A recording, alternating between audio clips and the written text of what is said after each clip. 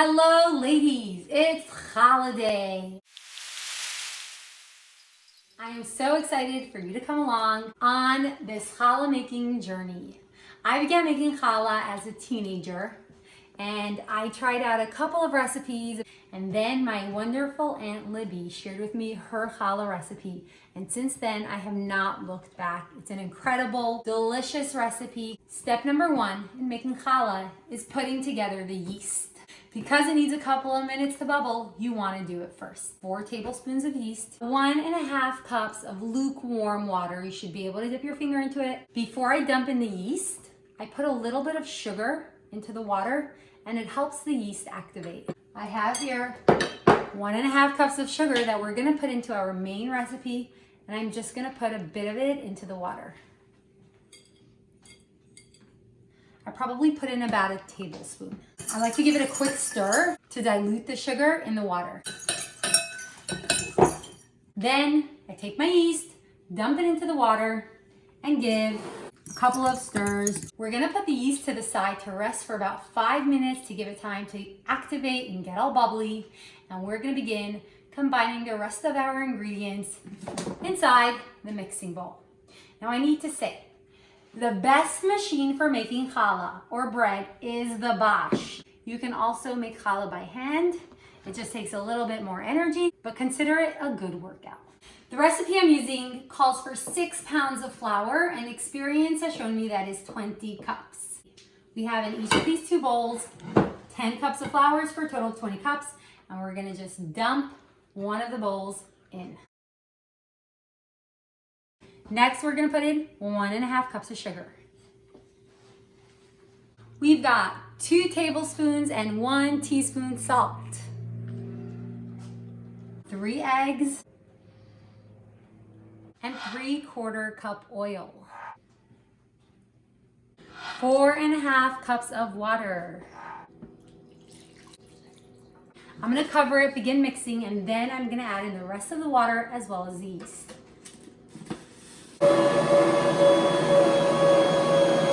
Now that we've given it a mix and we have the cover on, we have more room. I'm going to dump in the rest of the water as well as our beautiful bubbly yeast. You're going to need energy to mix this dough, so you want to put it at a high speed.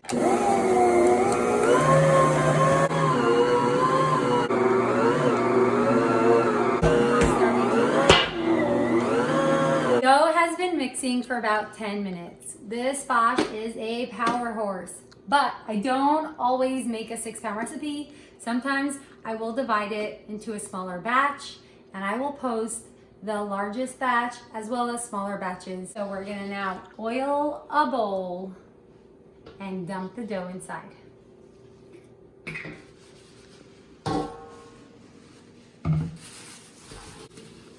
Alrighty, let's check out this dough.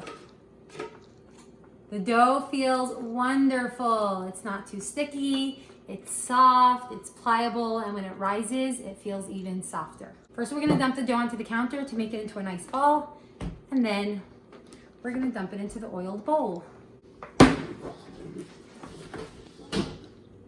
Now, after I dump it, I flip it over to cover all sides with oil. And I cover it with saran wrap. I used to toss a towel over it, but the towel wouldn't always cover it completely. The air would hit the dough would get hard. With saran wrap, it's airtight and the dough stays soft. The challah has risen. Check out how nice it is. So I'm gonna uncover it first thing and say the blessing. This is the highlight of making challah, saying the blessing. The mitzvah of challah is all about taking regular old dough, nothing special about it, and transforming it to a mitzvah, making the blessing and dedicating a little portion of it. In the olden days, they'd give it to the priest, bring it to the Bet HaMikdash.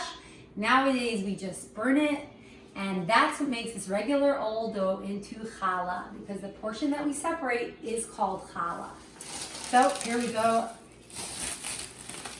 My grandma always says she loves challah dough because it feels soft like a baby skin. Crunch, crunch, crunch, crunch, crunch, crunch. Alrighty. So we take a little portion in our hand. Baruch atah Adonai Eloheinu melech haolam asher kiddushanu v'mitzvotav etzivanu lahafresh challah. Pull it off. And this little piece I put aside to burn either later, or I actually store it in my freezer and I collect a whole bunch of them. And then each year, when we burn the chametz before Pesach, I burn these challah balls. Stump the challah onto the table. Gotta use my handy bench scraper to cut it into pieces. These are so inexpensive on Amazon, totally not necessary. But if you want to make even challah so that they lay on your board and they're the same height and they look gorgeous, and I weigh out 1.5 pounds.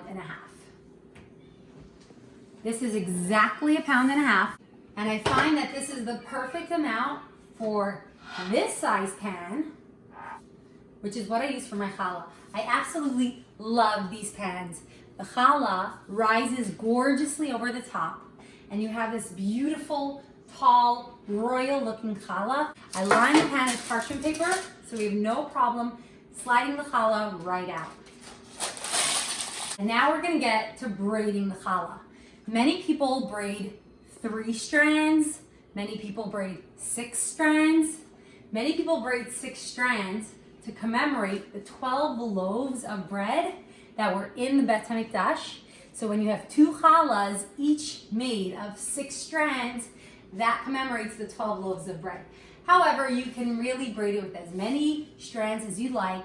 And I go with the 4 strand, way easier than the 6 strand, more elegant than the 3 strand.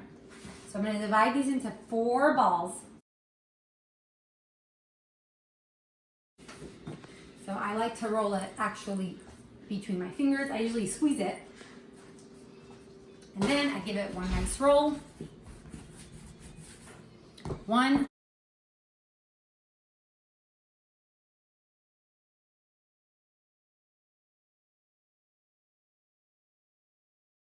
Alrighty, time for the braiding. You pinch the top. And the 4 braid, super simple. It's over, under, over, under. You take strand number 1, over strand 2, under strand 3, over strand 4. Go back to where you started. New strand 1, over strand 2, under strand 3, over strand 4. Back to where you started. Over, under, over, over, under, over, over, under, over. Pinch the edges. Now, if you'd like, you can totally just plop this on a pan. However, my grandma taught me something that she always does that gives that challah gorgeous height. It also really helps when it doesn't come out so even. It hides the funny looking ends. You just lift that challah up and you fold the ends underneath. So it looks like that underneath.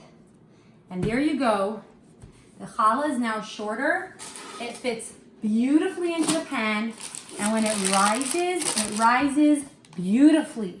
Because this is a 6-pound recipe, it actually makes 7 loaves, each 1.5 pounds. And then we're left with this extra little bit that I always turn into either babka or challah rolls. So we are now going to braid these 6 challah balls. Takes me about a half hour. And then comes the most exciting part. We have a plethora of amazing toppings. We've got poppy, sesame, everything but the bagel. We've got Italian seasoning, za'atar. I need to give a shout out to Susie Fishman, who makes these incredible spices. We're using her za'atar blend. She's a local here in Palo Alto. And we have cinnamon and sugar and streusel topping. Yum. Alrighty, let's get to braiding.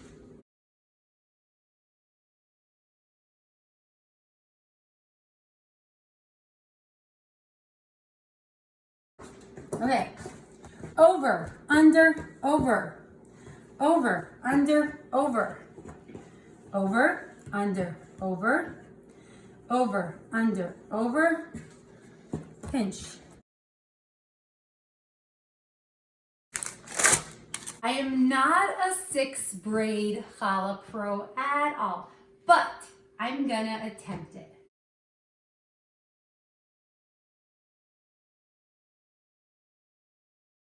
Okay, are we ready?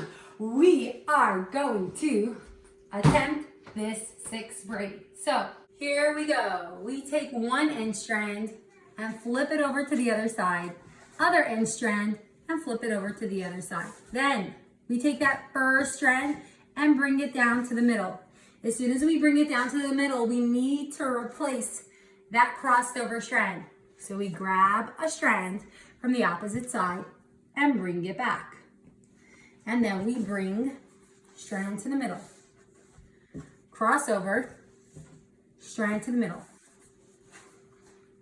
Cross over, strand to the middle. Cross over, strand to the middle. Cross over, strand to the middle. Cross over, strand to the middle. Cross over, strand to the middle. Cross over, strand to the middle. Cross over, strand to the middle, and pinch it. Not too shabby. Once again, I'm going to take the ends and I'm going to flip it in. And we have an okay looking 6 braid challah. Woohoo! Give yourself a pat on the back for attempting that. The 6 braid challah definitely has a really beautiful height to it. Now we're going to do a 5 braid challah. 5 braid challah I do identical to my 4 braid challah, so it's a no-brainer. And it gives it, again, a little bit more dimension and height.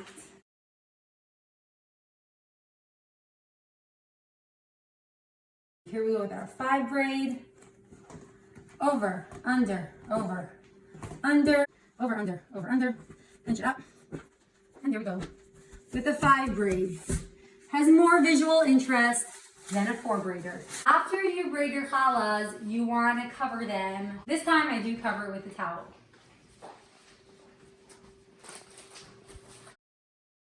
Now we're going to do a pull apart challah. Now for this pull apart, we just make a bunch of balls. I just divided my challah dough into 6 balls. And each ball is going to get rolled into this amazing cinnamon sugar topping.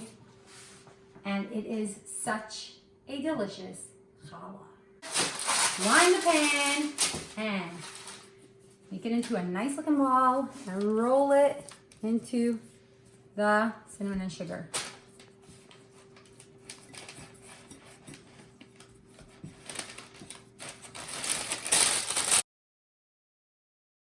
Okay, now my challah pan is pretty big and I want another piece to put into the center. So I do have extra challah dough that I was gonna make challah rolls out of, but I'm gonna take a bit of it to fill this pan up.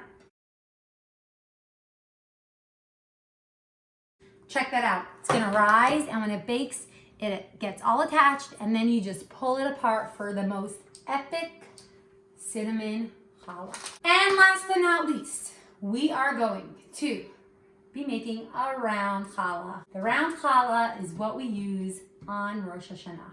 For this challah, I just divided my dough into 6 portions again. And we are gonna roll them out, once again, into 6 strands. Alrighty, how do we make a round challah? This is the way I do it. It's like a basket weave. I lay out 3 strands. 1, 2, 3. Then I take 1 strand and I weave it through those 3 strands. I'll put it over, under, over. My second one, I'll put under, over, under. So under, over, under.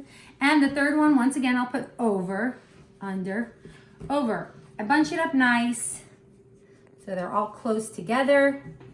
And then what do I do with these corners? I actually just braid each of the 4 sides. So 1, 2, 3, pinch. 1, 2, 3, pinch. 1, 2, 3, pinch. 1, 2, 3, pinch. And then we just go ahead and flip those 4 corners underneath. So I lift the challah up, flip it over, put it in, put it in, put it in, put it in, Check that out. It's a beautiful woven round challah, perfect for Rosh Hashanah. Now I have this little bit of extra challah, so what I'm gonna do is I'm just gonna make some challah rolls out of it. I measured each of these challah rolls, and they're each about 3.5 ounces. So, challah roll is super easy. Roll it out. Super easy. I flip it as if I'm like gonna tie it in a knot. Flip one end through, and that's literally it. Let's do it again. Roll it out. Flip it. And flip it through. Last one, roll it out, but with this one, we're gonna get fun. We are gonna roll it into cinnamon and sugar. You can even do this with a challah. When you're braiding challah, you can take each of your strands and roll it into the cinnamon and sugar, and then you can top it with more cinnamon and sugar later. Flip it through, there you go. We got 3 challah rolls right there. Each week, we make for Chabad at lunch over 100 challah rolls. They are so delicious. And I'm so excited to soon be resuming our amazing community lunch with each and every one of you. Okay, once the challah has risen for an hour, it's time to egg it and top it. This is how I make my egg mixture.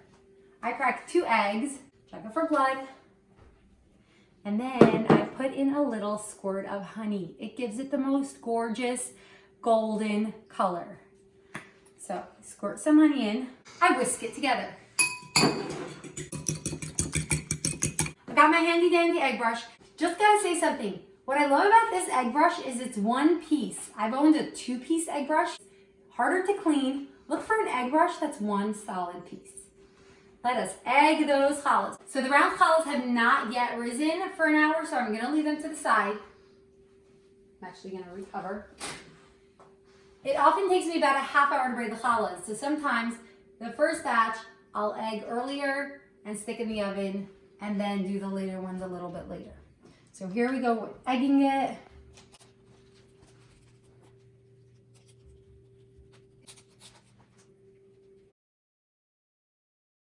We are up to topping the challah. This is so fun and you can get so creative.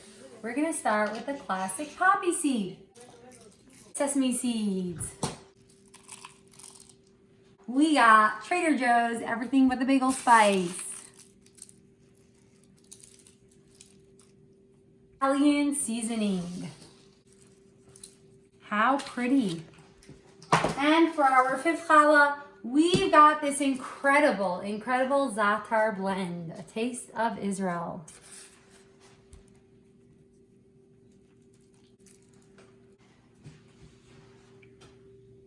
Now we're gonna egg the round challahs. They have risen beautifully. We're gonna sprinkle even more cinnamon and sugar on top of the cinnamon challah. Your kids will love this one. It's literally like a cinnamon bun. We've got our delicious sweet streusel topping. Very often, I'll fold chocolate chips into the strands of the Rosh Hashanah challah as well. And it's such a fun, special surprise.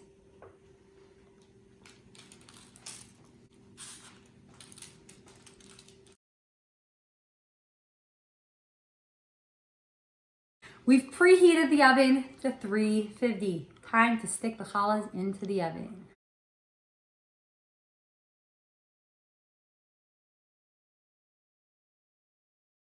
We're gonna bake the challahs for 45 minutes at 350.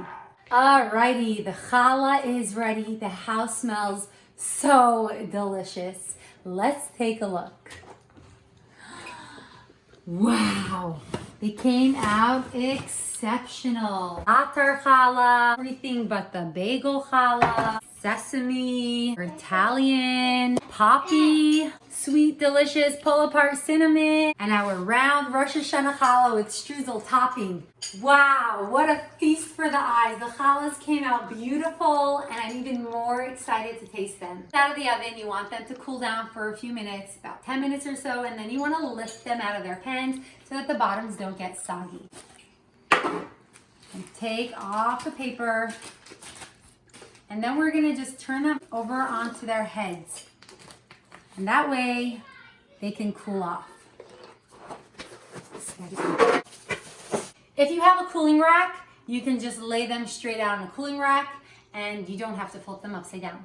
One year when my husband and I were delivering matzah, there was an elderly gentleman who gifted us this beautiful challah board. Every Shabbat, this challah board graces our Shabbat table.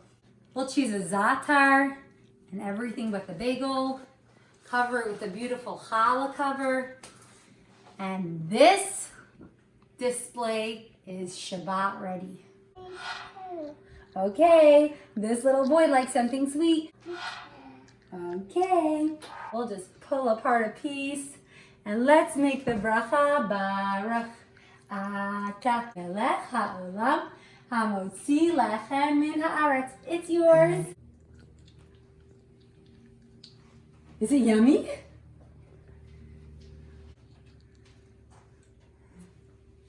Yummy.